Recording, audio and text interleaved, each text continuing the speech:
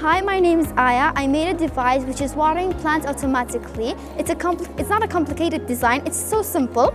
So all you need is a mini water pumper, a sensor, a module sensor, and a gray module. And batteries. So you turn on the batteries, it will start working. The sensor, you put it in water. I just planted that water. You put it in the watered plant. The green lights will be on and the pumper doesn't work for it. But if I put it in a dried out plant, this plant is dried out. You put the pumper in water, in a fair amount of water. So the pumper will start pumping water, as you can see. So it pumps water until the sensor will put the green lights on, and it will stop pumping water when the plant is moist, the soil of the plant is moist.